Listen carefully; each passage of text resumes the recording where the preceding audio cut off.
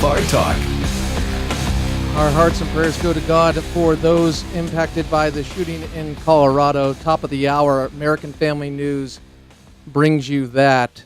And we certainly appreciate the fact that at the top of every hour, another reason to lock it in, AFR Talk, American Family News, onenewsnow.com. We were just joined by Tim Wildman. He is the president of the American Family Association and host of today's issues, featuring his article that, yes, there is a war on Christmas, and we will post that as soon as my Facebook allows me to do so.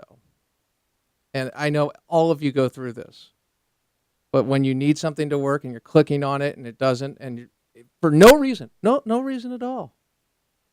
I always think that when I have this happen, I just go, okay, Lord, I pray in the name of Jesus for it to be fixed, because the very mention of his name makes demons flee.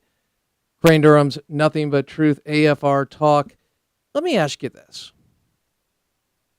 Why would a leader in Congress make a statement like this? And it's cut number 7. I believe it's Pelosi. Nancy Pelosi talking with Jake Taparoo about the Tea Party, the split. Roll it. Well, there's a very fundamental difference. First of all, we do not have the equivalence. There is nothing equivalent in the House Democratic Caucus to the Tea Party for many reasons. Most importantly, they are here to undo government. President George Washington cautioned when he left office against political parties that are at war with their own government. So while we don't want any more government than we need the government we need, and that's what they're here to undo. But now their party is dominated by people who do not believe in government, and that they don't believe in government, they don't believe in science, and they don't believe in the presidency of Barack Obama. So it's a trifecta. Those people have hijacked the name Republican, which has made such a valuable contribution to our country, the Republican Party, but they've taken it over the cliff. Over the cliff. Again, this is the consistent caricature of the Tea Party, but as Christian conservatives, many of you listening, and those that are not with the Lord yet, I always say, welcome to the table. Great to have you. We appreciate you being here and listening and taking the time to do so and becoming part of AFR Talk and nothingbutTruth.com. Tell me this. If I have to look at Nancy Pelosi complimenting one part of the Republican Party, should I be cautious as a conservative? You betcha. Mocking the fact we don't believe in science. No, you don't believe in science because you don't obviously believe in the developments in being able to see a baby alive in the womb. And we get more and more evidence that they feel pain. We always knew it because they're not cosmic goo, and ostensibly you would know it too, being in the Catholic religion, if I'm not mistaken there, Ms. Pelosi. But I don't want to make it personal, as you oftentimes do, by ridiculing others. And you're right, Washington did talk about political parties, and founders didn't like them. No, they did not. But what about your party that is not abiding by the Constitution? But I digress. I'm not going to get into this right now because it highlights the split between the Republican Party, the conservatives, Tea Party conservatives versus the establishment Republicans, and the war, because they penned a deal and worked out a compromise on the budget deal that would make sure we keep the focus on Obamacare. So why did John Boehner rip the Tea Party? Why do you have a little tantrum? Well, he was just expressing himself. Maybe it wasn't it's just, okay. But Seton Motley is going to be with us. We're going to talk about that in the sense of the politics of it. And then we're going to go through the numbers. Boring, not boring, when you learn exactly what is being said about this agreement and what it means.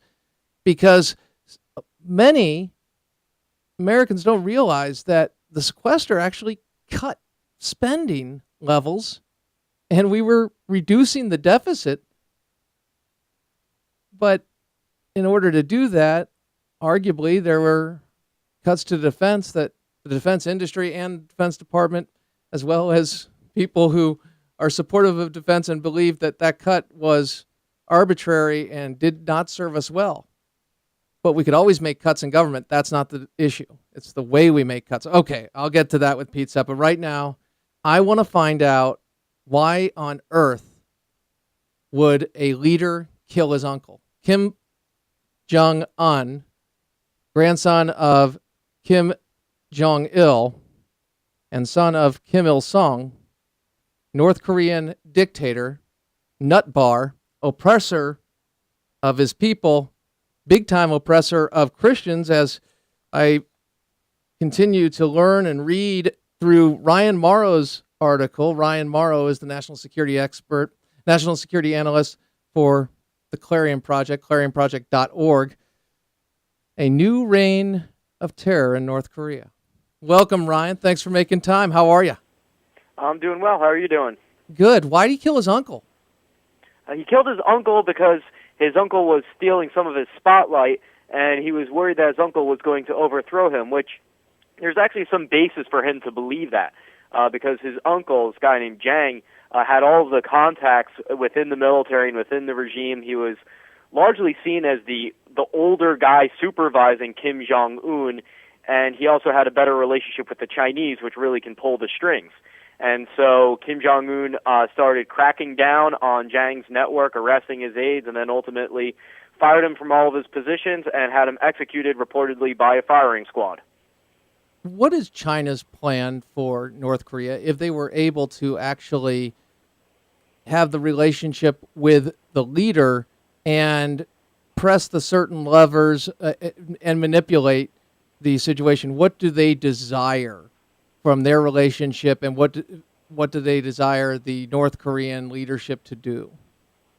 Well, the Chinese basically want to use North Korea as a buffer zone and as a geopolitical base.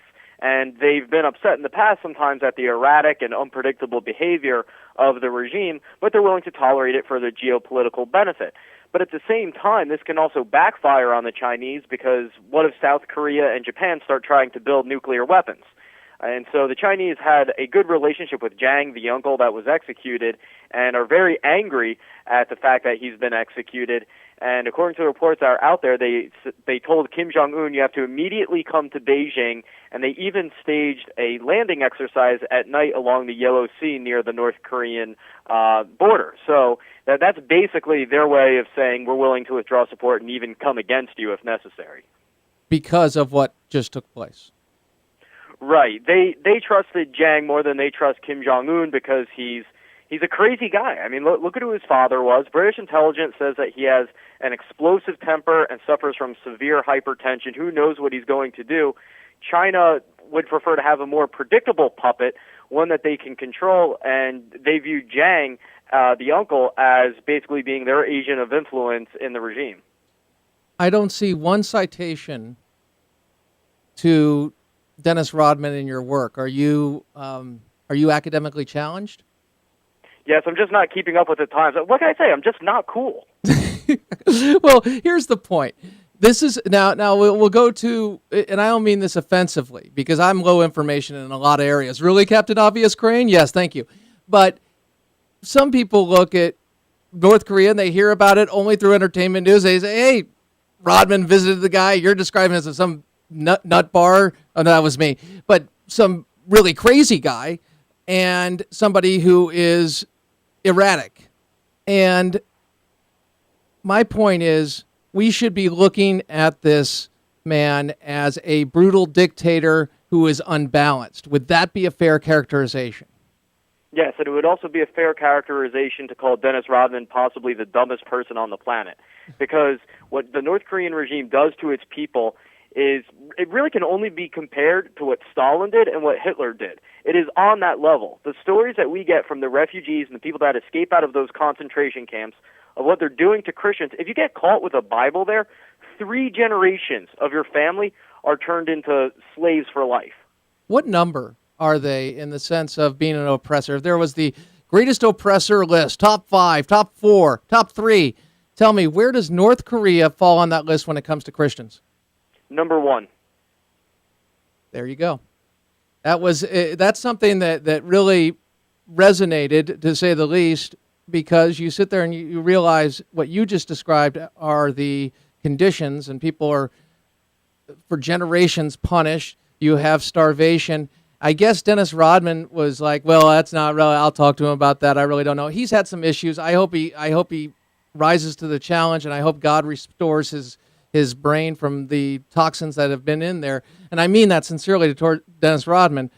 You're assuming that there's a brain there. I think there is a brain, unfortunately, in the sense of what he's done. There doesn't seem to be much brain, using that intellectual power or reason or ability to do so. But I also look at somebody like Jay-Z, and they go over to Cuba, and hey, it's a good old time for the. What is it with people who have disconnects with the likes of Sean Penn? You have Jay-Z, you have Dennis Rodman. They like dictators. Harry Belafonte was fond of what's his name, the chubby dictator who died in. Chavez. Chavez, oh, no. Yeah, Chavez. That's right, Hugo Chavez. So tell me, what is the disconnect there? Is it ignorance? Is it intellect? Because I think Sean Penn's a smart guy. He's a great actor, but he's an absolute loon in my estimation when it comes to his politics. What goes on there, Ryan? I don't know. I think it comes down to the fact that they think capitalism is evil because deep down in their heart, they know they don't deserve all the money that they have. And so if you think capitalism is inherently an evil system, you're going to be drawn to these type of dictatorial countries. And I think it also comes down to this fact. I once read this book called Underdogma, and it explained the American mindset and culture is obsessed with the underdog, because the story of the American revolutionaries against the British is the ultimate story of the underdog. And so the U.S. being the superpower right now isn't the underdog. Who's the underdog? It's countries like Cuba and North Korea and the rest of them. And so there's a temptation to want to take their side if you're obsessed with the underdog.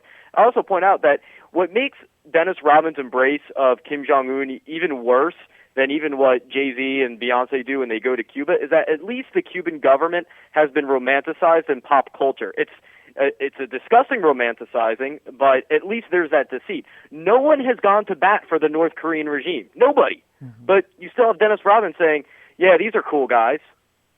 That's a good point. Well stated. And well, moving forward, tell me, what has been our reaction to the killing of the Uncle Jang, and what should our reaction be if you're advising the president? We're silent right now. The South Korean press is really all over, but the U.S. hasn't said anything because the North Korean situation is so fragile that you can say just the wrong word and it'll just set the leader off, that sometimes it's better just to be silent. But over the long term, we really have got to prepare for the collapse of this regime. We have to have forces in place nearby, the humanitarian aid necessary, because when this regime comes down, and one day it will, it is going to be a bloody, horrific mess. And all of the WMDs there, they have about an estimated 5,000 tons of chemical weapons and 5,000 tons of biological weapons, not even including all the cyber warfare experts, the special forces operatives. They're all going to be looking for jobs. I mean, if you want to do harm, if you're a criminal or a terrorist or a rogue state, and you hear North Korea is collapsing, you go over there with your checkbook and you just spend away. So the collapse of the North Korean regime, even though it sounds like a wonderful thing, especially for the people in those concentration camps, it does open up some dangerous scenarios. Are you more concerned in the short term about the collapse of the North Korean regime or the Iranian regime attaining not only the missile technology but also the nuclear capability? Definitely the Iranian nuclear capability, and the reason is because that's a permanent problem. Once they get a nuclear weapon, the regime is going to be in power for the foreseeable future, probably, unless there's some dramatic change in events, and that's not reversible. If the North Korean regime goes down, as horrible, as bloody as that could be, it does end one day, and it ends with the regime's defeat, and it'll be costly for all of us involved, but it ends. And Iran with a nuclear weapon, if one day you decide, all right, well, we shouldn't have let them get a nuclear weapon, you can't go back. You can't go back in time and change that. So tell me, because of the sanctions and going after people who've done business with them as kind of a compromise, I guess, with Congress for not going with or attempting to go more sanctions, tell me, they got up. They got mad. They threw a fit, the Iranian regime.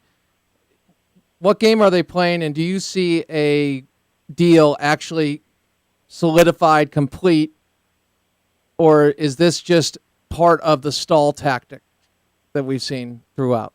I think the Iranian regime genuinely believe that there are going to be no further sanctions put on them. If you look at their language, and I don't blame them for interpreting the deal that way, and I'm very surprised that the Obama administration allowed the Treasury Department to slap sanctions on Iran. A lot of the press accounts and the commentary is focusing on the fact that Congress is trying to push sanctions on Iran, and so they're blaming the Republicans and the Democrats who came together in defiance of the administration's policy for the Iranians walking away. That's not really what happened. What triggered the Iranians walking away was the Treasury Department, under President Obama's authority, hitting more Iranian entities with sanctions. And I don't know if they didn't talk to Obama before doing that, but I'm very surprised that happened. But we've got to set the record straight, because the administration is going to try to blame this on Congress. No, it was the Treasury Department. Another great time of interview and out of time, but we appreciate you, Ryan Morrow, Clarion Project, National Security Analyst for the Clarion Project, clarionproject.org. Ryan's getting a lot more play because people have found out, wow, he's just this good. He's great at what he does. His expertise is right on, and he's so learned. And so you're going to see him all over the place, and you're seeing him more and more. But he keeps coming back to nothingbutTruth.com, and we're blessed for it. Thank you very much, Ryan. Great to be with you. Thank you, Crane. Take care. All right. Remind me about Colonel Kulu, because he will be coming back to the show, fear not. But I something to say there. Coming up, Seton Motley. Need I say more? AFR Talk.